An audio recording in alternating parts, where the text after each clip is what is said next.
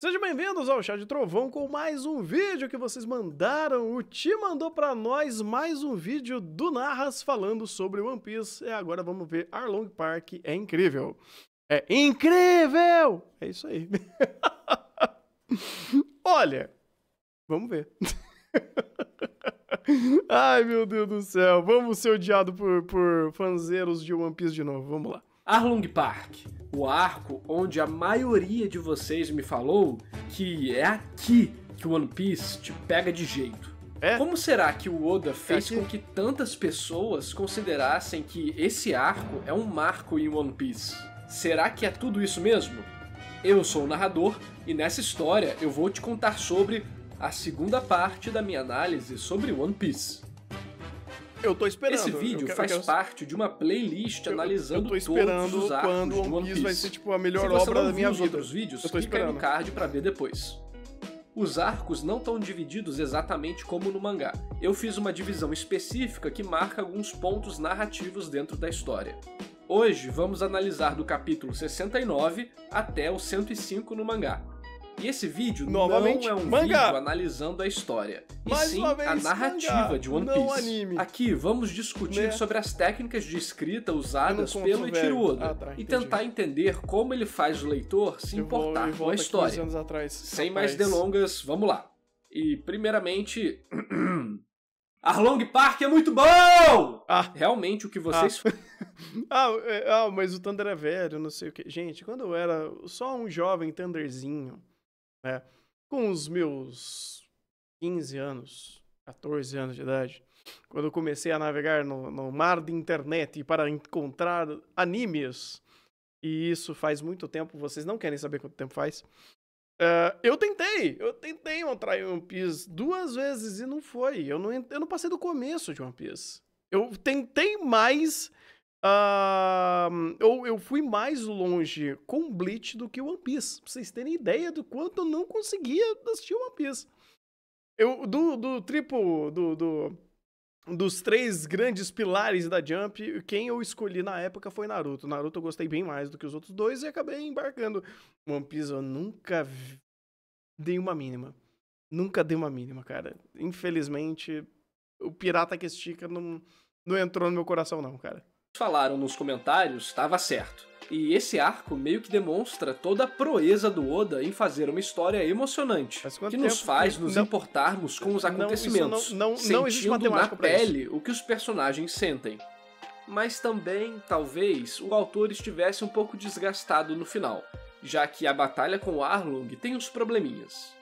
Só que antes de falar dos problemas, vamos falar das partes boas, que sinceramente são muitas. Desde o início de One Piece, o Oda vai dando pistas sobre a Grand Line, e a cada acontecimento que passa, ela vai ficando cada vez mais próxima, tanto fisicamente quanto metaforicamente. Por exemplo, os inimigos são cada vez mais relacionados à Grand Line. O Bug quer ir pra lá. Grande O Krieg boguinha. já foi e voltou Foda-se do derrotado. cringe. E o Arlong veio de lá por escolha própria e ainda trouxe um monstro. Isso cria uma curva de periculosidade narrativa. Cada novo inimigo foi mais bem sucedido na Grand Line do que o anterior, o que gera essa escala de perigo. E a apresentação dessa escala de perigo nesse arco do Arlong é feita de maneira muito boa e simples. Temos um quadro com uma cidade coberta por névoa, e não conseguimos identificar direito as coisas. Mas então, os personagens ficam surpresos e assustados, e somos revelados a uma cidade onde todas as casas estão de cabeça para baixo. Um feito completamente absurdo comparado ao que fomos apresentados até agora. É Essa contra cena é esse boa. tipo de força que os nossos protagonistas terão que lutar. Outro momento onde o autor apresenta Isso a é escala legal porque, tipo, você já apresenta o perigo antes do perigo aparecer. E pela própria regra de power scaling da obra, você sabe que, tipo, quanto mais vai subindo, né, o novo perigo, ele tem mais periculosidade, porque ele é mais forte do que o anterior. E é a brincadeira shounen do negócio, né? Sempre o próximo inimigo é mais forte. Mas é legal porque aqui ele apresenta direto. Tipo, ó, ele não mostra o cara, ele mostra o feito dele. Ele mostra algo que aconteceu que ele é capaz de fazer e ele fez deliberadamente. É bem interessante isso. A de força desses personagens é quando o navio da marinha aparece. O Arlong morde a bola de canhão Nhaque. e os capangas destroem o navio. Uma ótima preparação narrativa. E não para por aí. Conforme a história avança, vemos mais do Arlong, inclusive no passado. E diversas técnicas para gerar antipatia por ele são aplicadas. Ele é corrupto, machuca pessoas que você gosta, inocentes, e também abusa dos mais fracos. Seu discurso sobre violência ainda deixa isso mais destacado. Ele diz que armas só trazem ideias erradas e violência, e que por isso tirou as armas de todos. E é melhor que eles trabalhem para a raça superior, para que não haja nenhum tipo de violência. Essa tática do Arlong de desarmar as pessoas me lembrou muito um assunto curioso, mas vou deixar para falar disso no final do vídeo. O decorrer da história também é muito bom. Os personagens estão em constante desencontro, o que serve para alguns propósitos narrativos. Primeiramente, isso movimenta a história, fazendo com que sempre tenha algo de interessante acontecendo. Também serve para dar diferentes perspectivas da situação, criando todo o contexto que precisamos para entender o que está em jogo para cada personagem nesse arco. E por fim, serve para administrar a curva de tensão. Com histórias paralelas, o autor pode mudar para qualquer uma delas no momento necessário, evitando que a história fique chata ou cansativa. Por exemplo, as cenas do Zoro e do Usopp nos fazem ter certeza que a Nami está do nosso lado, e nos faz ficar com mais raiva do Arlong também. E quando ela ataca o Usopp, eu fiquei... Ué, essa quantidade de sangue tá bem suspeita, hein? Olhando mais de perto, eu percebi que a mão dela também tava com sangue demais. E pensei... Pera, é assim no mangá? Ué, essa quantidade de sangue tá bem suspeita, hein? Olhando... Cara, eu não lembro exatamente como é no anime, mas eu tenho a impressão que no anime isso é totalmente telegrafado. Tipo, nossa! Se for o que eu tô pensando, o que eu tô lembrando aqui, isso daqui é 100% diferente no anime e no mangá. E no anime e no mangá é muito melhor. Cara, no mangá... Puta que pariu, faz muito mais sentido. Eu percebi que a mão dela também tava com sangue demais. E pensei, isso tá meio suspeito. Será que ela perfurou a própria mão? E minhas suspeitas estavam corretas. Quando ela vai embora, dá pra ver a mão coberta de sangue, o que me fez ter certeza que ela tinha protegido o Usopp ali. O legal é que depois temos a aparição dela, com uma luva na mão que estava ensanguentada, dando as pistas de maneira bem direta enquanto ela fala que esfaqueou o Usopp. Pera aí, então... Caraca, eu não vou lembrar exatamente como é no mangá, no anime. Mas, de novo, eu tenho a impressão que o anime é estupidamente telegrafado isso. É meio... Não é nem óbvio, eles mostram. Não existe um mistério, é meio que... ela fez isso. E você... ela fez isso. Não tem esse impacto todo que tem no mangá. De novo, posso estar com um Cloyster aqui comendo minha cabeça, mas isso era até meio que, tipo, não é uma surpresa. O jeito que no mangá é mostrado, é completamente diferente. Se você não percebeu antes, agora você tinha novas pistas para perceber. E quando ela revelar a verdade, você vai voltar ao mangá e ver que tudo tava lá. Oda gênio. Isso é muito legal, porém, essa cena pra mim foi estragada pela piadinha do Sanji de ser mulherengo. Ele impede o Zoro de engrossar pra cima da Nami, falando que ela é uma mulher indefesa. Tudo bem que o Zoro tava bravo, mas vamos analisar a situação. A Nami falou que esfaqueou o Usopp, falou pra eles irem embora e confirmou que ela era do bando do Arlong e enganou eles. Fora que ela é uma baita pirata inteligente e sabe lutar o básico. Então, essa cena me tirou completamente da história. Porque todas essas informações o Sanji sabe. Então, falar que ela é uma mulher indefesa é algo completamente viajado. Mas eu não sei se no mangá é assim, mas no anime é exaustivo. A piada do Sanji, cara, ou a quebra cômica do Sanji, ela me dá azia. O Sanji, tem dois Sanjis pra mim. Tem o Sanji gado, que esse eu acho detestável. E tem o Sanji. Então, Sanji. O Sanji Gado, cara, é completamente descartável da história, porque toda vez ele trunca alguma situação, ele trunca alguma conclusão, ele trunca algum momento. E, de novo, eu lembro que aqui também é arrastado. E fica, oh meu Deus do céu, a piadoca, a piadaca pra lá, pra aqui, pra lá. A Vigadice vem 100% do mangá. Sim, mas de novo, lembra que eu falei que o pacing, o tempo, a direção, como é conduzido a obra audiovisual One Piece do seu anime antigo, ele também é texto, e isso também atrapalha, e isso também tira muito mais a intensidade ou a intenção quando você monta de uma forma mais lenta, redundante e desinteressante. Então, é o que o anime faz. Agora, se no mangá já é assim, no anime a fórmula só piora. Então, de novo, vamos bater no anime. Estamos aqui há 0 dias sem bater na porcaria do anime de One Piece. E eu concordo, cara. Isso daqui é complicado, porque você tá tirando o peso, você tá fazendo uma troca. Você tá tirando o peso da situação, ou o entendimento da situação, para uma piada. Para, teoricamente, criar uma outra leitura da situação, do momento, do personagem, por conta que você tá trocando a tensão do não saber o que a Nami tá fazendo para a Agadice e a piada. Então você tá fazendo essa troca. E tem um gato. Miau. Miau. Miau. Não sei se você consegue ouvir, mas o gato tá miando alto aqui. Então, é uma troca que eu não faço. Mas aparentemente o Oda adora fazer a piada de gado. Puta vida, dito isso, Oda gênio.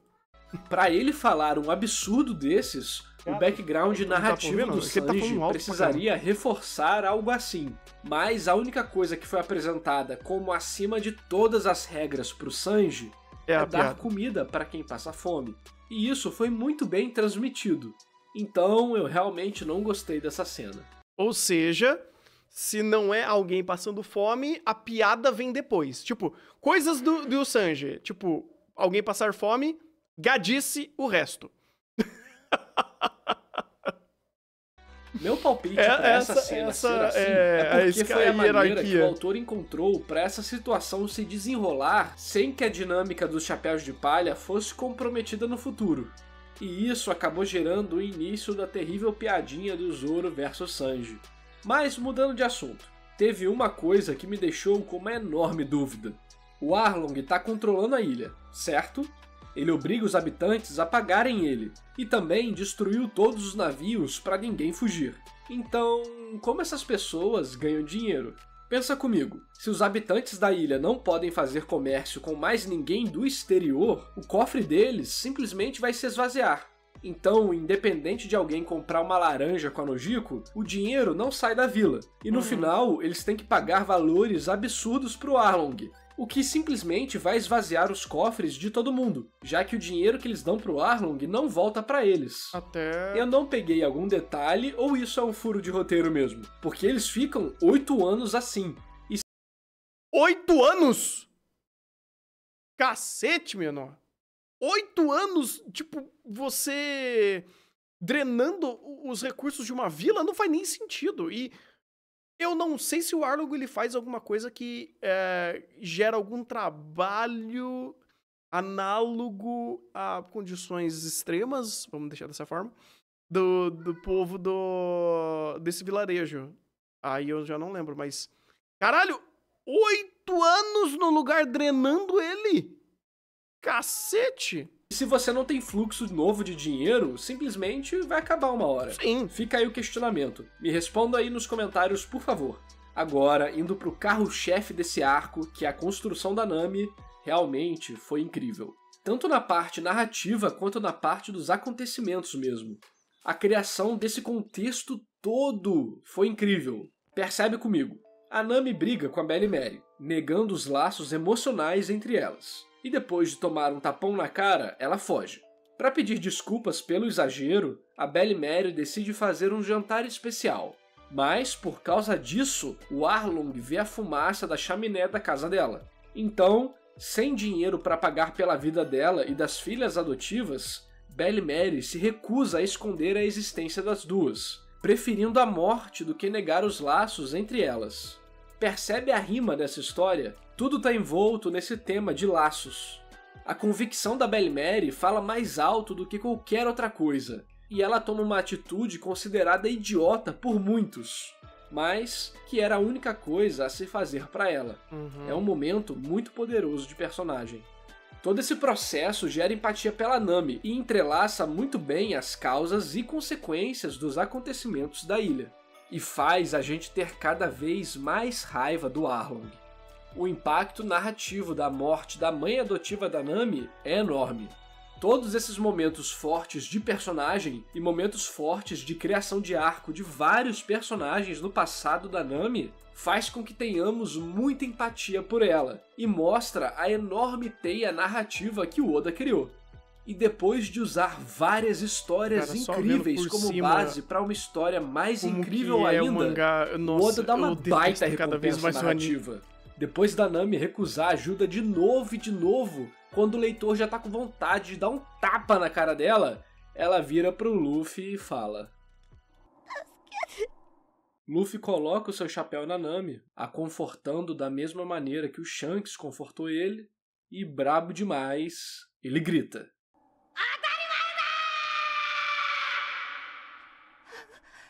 E no maior estilo faroeste, heróis errantes, lobos solitários, a gangue tá reunida estilosamente, preparada pra, literalmente, botar pra quebrar. Nessa parte eu não me contive. Junto do Luffy gritando, eu levantei meu braço comemorando e falando: é isso aí, porra! Nos próximos capítulos, a gente tem exatamente o que a gente quer. Luffy vai direto pro Arlong, batendo em todo mundo que quer atrapalhar, e dando aquele socão na cara do Arlong. A luta que decorre daí também é muito bem balanceada. O Zoro estava machucado, o Luffy se prende no chão, o Usopp leva um dos tritões pra longe e tudo mais. E aqui o Oda faz algo bem legal: lutas individuais em grupo. Apesar de serem lutas 1 contra 1, todas essas lutas estão conectadas e eventualmente personagens mudam de alvo ou fazem alguma outra atividade fora da luta deles. Junto disso, as cenas ficam trocando entre a luta em si e o resgate do Luffy debaixo d'água, sempre administrando a tensão para ir em uma crescente, cada vez aumentando mais e mais os riscos. No mangá. No anime... E mais um quadro de muito impacto, Luffy volta. O timing foi incrível. Não foi nem... O timing foi incrível.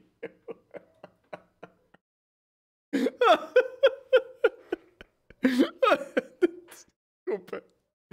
O timing foi incrível no mangá. No anime, você fala: tá bom, Luffy, você já tá criando um coral aí dentro. Você já tá tantos episódios debaixo dessa porcaria de água que eu tô começando a criar guerras, não você. É foda. Nem muito rápido, nem demorado demais. Porém, aqui eu acho que temos um problema. Lembram o que eu falei no meu vídeo passado sobre as lutas do Oda serem meio simples? Eu mencionei isso como algo positivo, mas falei que as lutas do Zoro não estavam tão legais assim. Acho que dessa vez o problema mudou um pouco. A luta do Zoro foi bacaninha, mas a luta contra o Arlong, ela faz o certo.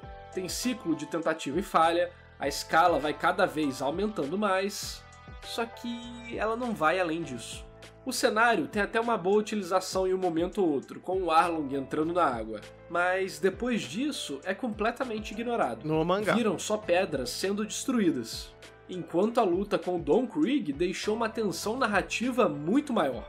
O Luffy só tinha um caminho para lutar, tudo em volta era água, o Krieg atacava de longe e tinha vários truques. A luta teve uma coreografia, riscos, interação de cenário e interação de personagens muito melhor. Falando em cenário, tem um probleminha com uma coisa que aparece nessa luta, que é o quarto onde a Nami fazia os mapas. Essa cena é boa. Isso não é apresentado pro leitor em nenhum momento antes. Mas no anime, rapaz... Então, toda a cena do Luffy destruindo aquilo ali aqui é bom. No anime é... Sinceramente, não senti nada vendo isso, e achei bem forçado a Nami chorando ali. E nesse momento, deixei de me sentir parte da história. Algo que deveria ser emocionante, não foi, porque eu nunca tive tempo para me importar com aquilo. Então, pareceu mais o Luffy sendo maluco e desperdiçando o trabalho de 8 anos que ela fez. Caraca, eu tive essa exata sensação. Eu tive essa exata sensação. E olha que eu, vindo do anime, eu tive tempo. O que mais acontece no anime é você ter tempo. E muita redundância. Muita redundância. Mas é interessante, tipo, se no mangá ele é muito rápido e você tem essa sensação, no anime é estranho você ter essa sensação, porque, tipo, meio ele sendo um pouco mais redundante, um pouco mais dando mais de tempo, ele perde no sentido de dar dinamismo ou dar uma importância melhor a isso. Então meio que fica elas por elas, né? Pois é, foda, cara. É foda. Porque o Luffy destruindo tudo. Ele dá essa impressão mesmo. O Pica-Pau Pirou tá destruindo tudo. 8 anos de trabalho. Mas eu entendo. O Oda tenta dar uma dramatizada com a caneta manchada de sangue. O Arlong falando os negócios e tudo mais. Só que acho que ficou muito remendado para tentar ter o impacto que o autor sabia que não existiria para os leitores. Em comparação, acho que uma das coisas que mais me pegou nesse capítulo foi o catavento. Ele é destacado algumas vezes de maneira muito engraçada pelo Luffy. E no final do arco, temos uma revelação muito bonita do motivo do velho da vila ter usado o catavento no chapéu até aquele momento. Sinceramente, foi a parte que mais me emocionou nesse arco. Então, chegamos em Logtown, e no capítulo 100.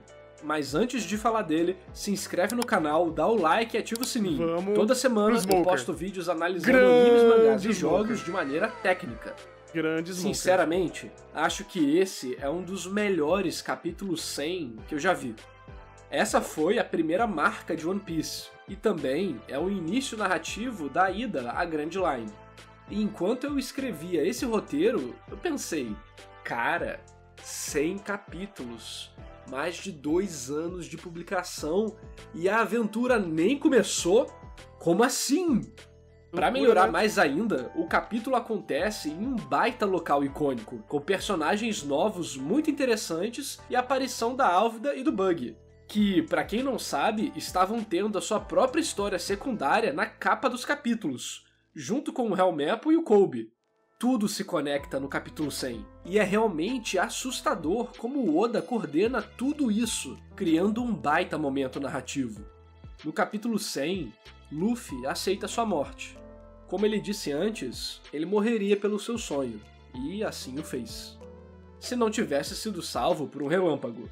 Muitos poderiam classificar esse momento como um deus ex machina, ou seja, quando o autor rouba na história, botando um acontecimento completamente fora da perspectiva do leitor para resolver alguma situação que não teria solução. Mas aqui temos uma diferença. Durante alguns capítulos, a Nami fala que tem uma tempestade chegando, que a pressão do ar tá caindo muito rápido e que é melhor eles correrem para fora dali, porque as coisas vão ficar feias. Então, tivemos pistas de que algo assim poderia ser possível. Não tem como não chamar esse momento de inesperado ou inusitado. Afinal, o Luffy ia morrer ali. Só que, como o nome do próprio capítulo diz, The Legend has begun. A lenda começou. Ou, provavelmente, de maneira mais poética, o autor quis dizer o seguinte: o início da lenda. Aí é uma questão, eu não sei se é uma questão semântica, é uma questão de catalogar isso, o conceito disso. Por quê? Torna isso menos Deus Ex Machina por ele ter explicado que existe essa tempestade, ou ele deu poucos indícios que isso possa de fato acontecer? Porque eu não lembro muito bem. Tem um negócio de Jojo aqui. Fantástico. Tem um bagulho de Jojo aqui. Caralho. O fato que você prepara uma informação pra explicar a sua estratégia de resolver um problema, ele torna, ou ele dá uma sensação diferente. Tem mais Jojo aqui embaixo. Jojo criou onomatopeia, assim. Isso, ele descaracteriza como um recurso de Deus Ex Machina. Porque, assim, beleza, falar que existe uma tempestade é uma coisa. Você talvez dê um indício que existe algo que torna mais plausível, porque eu acho que no final de tudo é você convencer o espectador que aquilo é plausível, que aquilo é possível.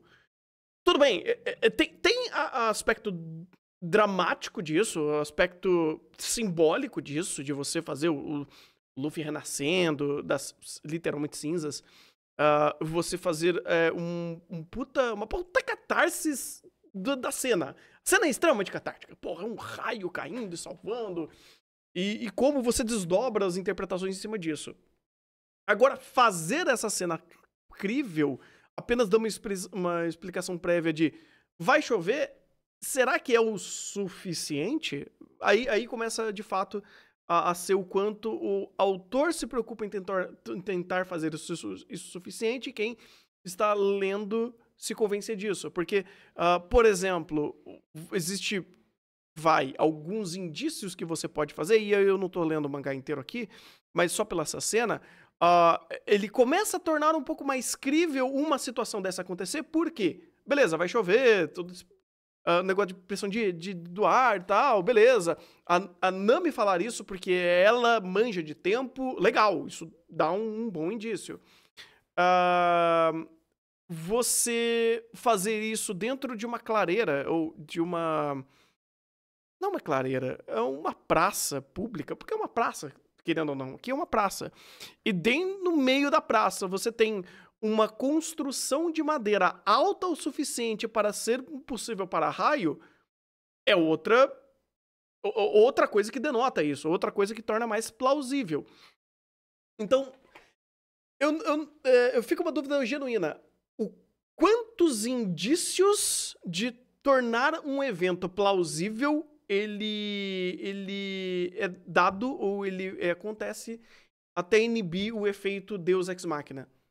Porque, até onde eu saiba, o efeito Deus Ex Machina, o conceito de Deus Ex Machina é de fato você fazer algo que você não tem indícios que aquilo se torne plausível, que aquela escolha, aquela reviravolta, aquele recurso que você está utilizando para salvar, proteger ou até mesmo matar alguém, você de alguma forma ajudar os heróis se torne algo de Deus Ex Machina, né?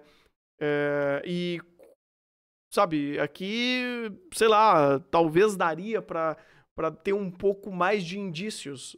Tá chovendo, você tá no meio de um lugar que é afastado, você pode até dar alguns raios de antemão pra, de fato, cair o raio desse, mas se você começa a fazer muito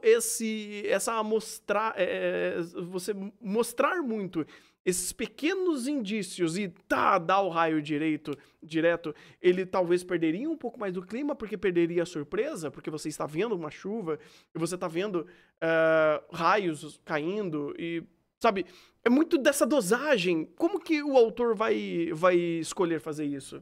O quanto ele vai perder e ganhar em cima disso? Quais são as escolhas que ele vai fazer? Então é interessante ver essa cena, esse momento, esse exemplo. Porque, de novo, eu precisaria ver no mangá se tem mais desses indícios que faça o raio ser mais crível. Porém, entretanto, todavia, você simplesmente ver o raio acontecendo e, oh meu Deus, o momento...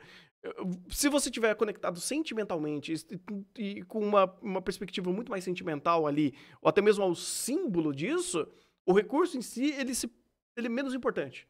Né? O Deus Ex Machina ele é muito menos importante, porque você quer fazer essa catarse. Porém, todavia, acredito que narrativas precisam ter uma certa coerência, ou pelo menos dar uma sensação de ser coerente da sua própria regra, ou ser pelo menos plausível, pra não caracterizar pelo menos um Deus Ex Machina, coisa do tipo. Mas, de novo, de qualquer forma, é que eu não lembro como é no anime. No anime eu falei, caralho, tipo, do nada. No mangá, me parece mais plausível tudo isso, principalmente do lugar. E aí eu entrando na mente do Oda Gênio e dos advogados do One Piece. É assim que eles fazem, né?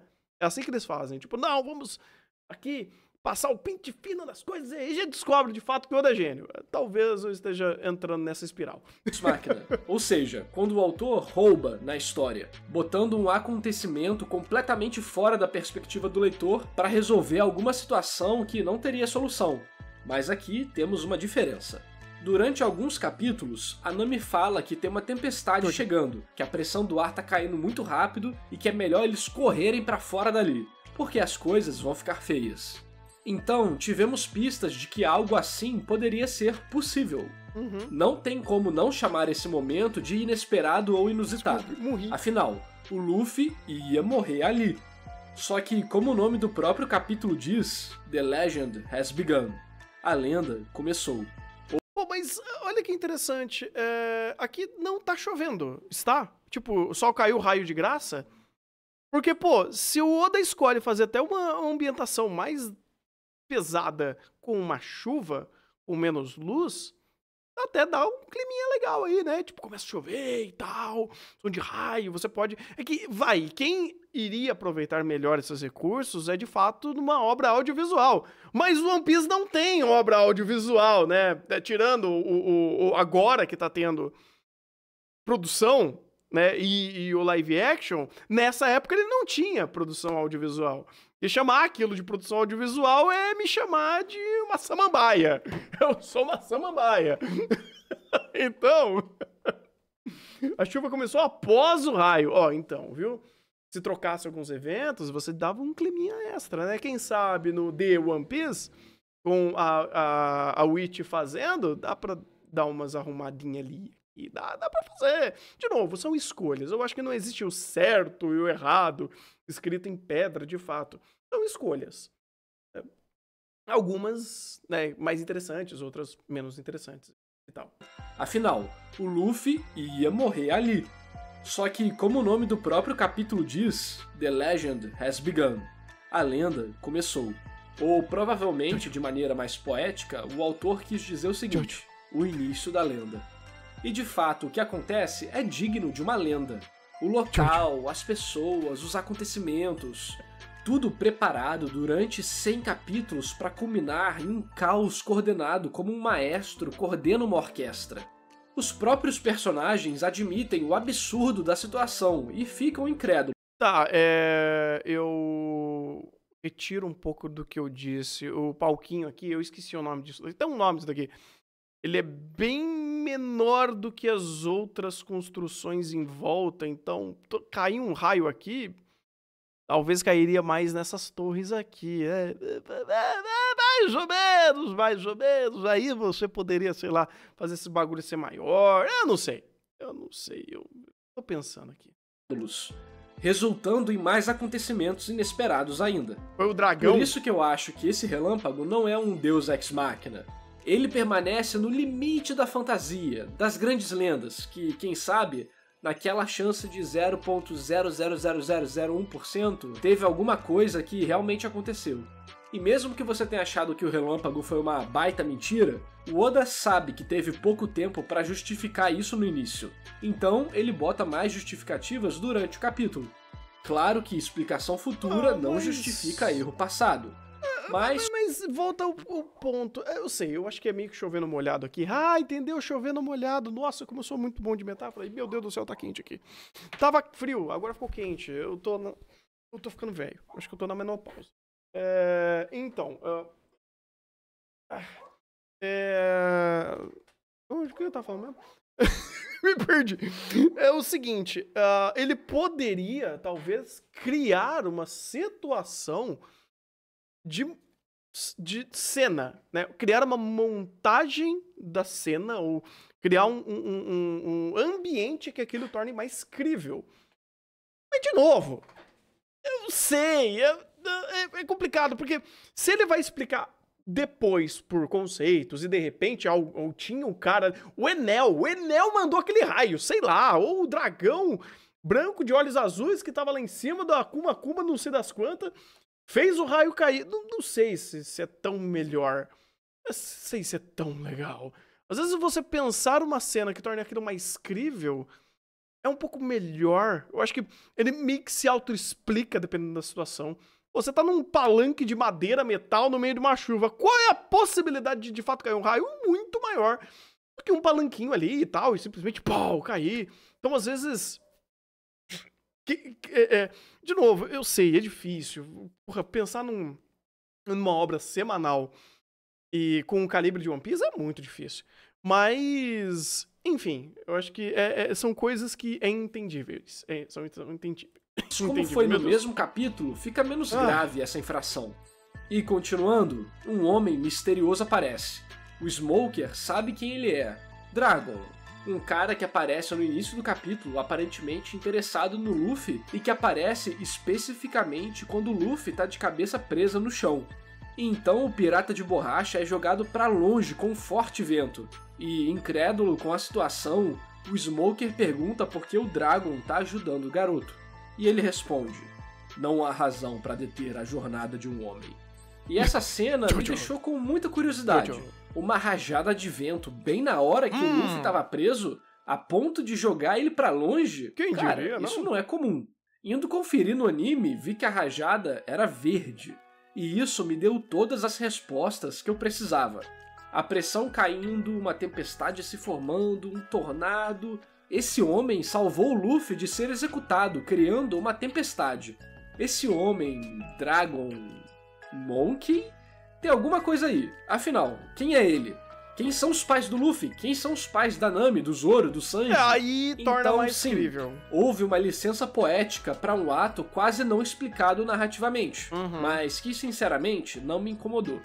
Outro personagem de destaque em Logtown é o Smoker. Depois de ficarem alternando na apresentação entre marinha boa e ruim, como a boa sendo sempre um ideal de um personagem ou uma aparição fraca, temos o Smoker.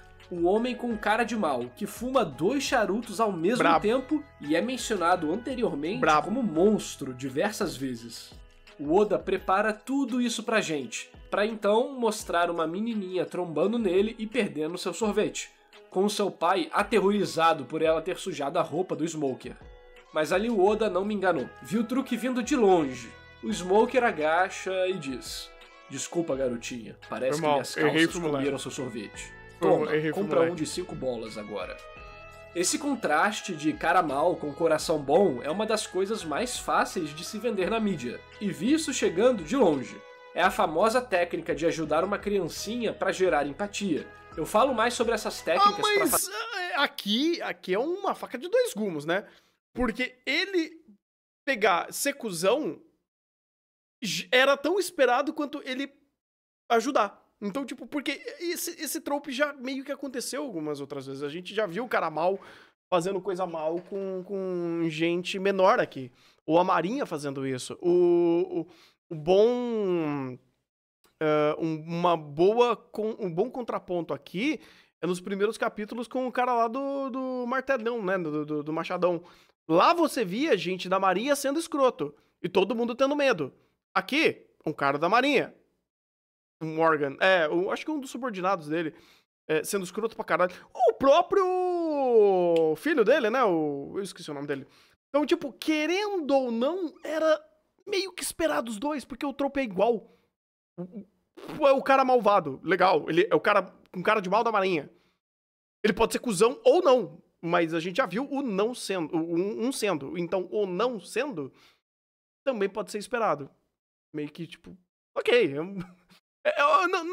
Não desqualifica, mas de ser esperado Os dois seria, sabe? Técnica de ajudar uma criancinha pra gerar empatia. Eu falo mais sobre essas técnicas pra fazer a gente gostar de um personagem no meu vídeo A Arte de Apresentar Personagens, link no card e descrição.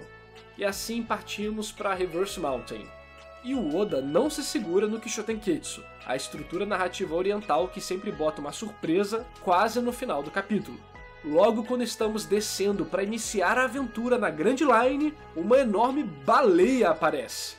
Sério, Oda, você vai parar a aventura depois de 2 anos de preparação? O público quer ver essa aventura agora. Foi o que eu pensei quando eu li aquilo pela primeira vez, mas eu já estava vacinado. O Oda é brabo, tem coisa aí. E tinha. Esse momento é muito importante para apresentar diversas informações para o leitor e para os personagens. Para amarrar tudo isso e não deixar apenas como um ponto de exposição narrativo, temos a baleia. Cara, uma baleia. Temos um passado trágico para ela, o que naturalmente faz a gente simpatizar por ela. Cara, e o Luffy arranja um jeito de envolver ela na aventura dessa história. Simplesmente ótimo. Cara, essa baleia no anime eu dormi, 105, cara. O médico diz: esse garoto parece muito especial, não acha, Roger? Cara, no e aí tu anime, arrepia, não tem como. Rapaz. A maneira que o Oda vai criando essa sensação de que você está na aventura certa, de fato no início de uma lenda, é muito forte. Assim, o capítulo 105 acaba, com muitas promessas implícitas. Será que é esse o pirata que estávamos esperando? Eu acho que sim. Antes de acabar o vídeo, eu tenho 2 adendos sobre a história. A ideia da baleia é legal. Visivelmente a baleia é legal. De novo, eu gosto muito como o Oda ele tem algumas ideias visuais muito boas. Conceitos legais. Situações legais. O Oda é bom de criar situações. Eu gosto disso. Só que, de novo, o problema é o anime. O problema é o anime. Como ele vai lá e... Ah, meu Deus do céu. Tá vendo essa ideia legal? Eu vou torná-la ela maçante, prolixa. Nem prolixa, é redundante. E você vai simplesmente se cansar daquilo. Nossa, olha que legal, uma baleia gigante. 3 episódios disso. Olha que legal, a baleia gigante. A baleia gigante. É legal, né? Porra, muito legal essa baleia gigante. Então, caralho, mano. De novo, o anime é um problema. O anime é um problema. Ele é maçante. Ele é redundante. Witch, por favor, nos salve. Nos salve, cara. Porque, olha, é foda. É foda. Todo mundo que gosta de One Piece, eu tenho certeza que em algum momento foi pro mangá, cara. Não ficou no anime. E quem gosta do anime talvez já tenha alguma conexão com o mangá, ou tá vendo a dublagem, e a dublagem tá tancando tanto que você nem repara nessas baboseridades, eu adorei essa palavra, que o anime faz, cara.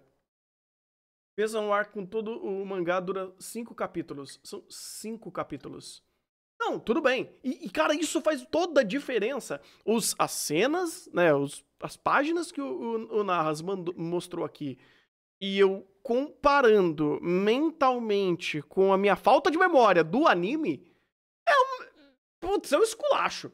Uma cena, um quadrinho do mangá, tem vezes que é tão expressivo, ele é tão didático em dizer o que ele quer, e passar pro próximo, e dar continuidade ao que ele trouxe, aquela informação, aquele momento, aquele sentimento, aquela situação, que você fala, legal, eu peguei, eu captei a mensagem, bora pro próximo. O anime fala, olha, tá vendo essa cena? Tá vendo essa cena de novo? Olha essa cena, olha como ela é legal. Ah, essa cena. Ah, essa cena. Ah, essa cena. Aquela cena. Você tá vendo essa cena? Olha a cena. Olha que legal, olha aqui. E flashback. E muito flashback. Então, é muito foda, cara. É muito foda como, tipo, no anime esse cara desgasta, mastiga. É triste. É triste. Eu perguntando mais contando certo com redundância, se ele não alegasse ver redundância com tanta coisa que ele assiste. É diferente. Tipo, redundância. Assim, eu ver uma história redundante no sentido de, beleza, no anime de temporada saiu 37 isekais e todos eles são redundantes ao próprio conceito, é algo descartável. Ele já meio que perde a própria validade porque ele não tem nada. Geralmente não tem nada, é só uma experiência vazia. Assim como, por exemplo, o que a gente tá vendo ali, a Telemaster dessa temporada, né? Ou debater. Isso daí é uma experiência vazia. Ele já é uma obra, sabe? Agora, One Piece é foda quando você faz isso com One Piece, porque o Oda quer dizer muita coisa. Eu sinto que ele quer dizer muita coisa. Eu vejo em alguns momentos do mangá, que eu vejo por aí, ele fala, cara, isso é legal, isso é bacana. Aí chega no anime, você, ai meu Deus do céu.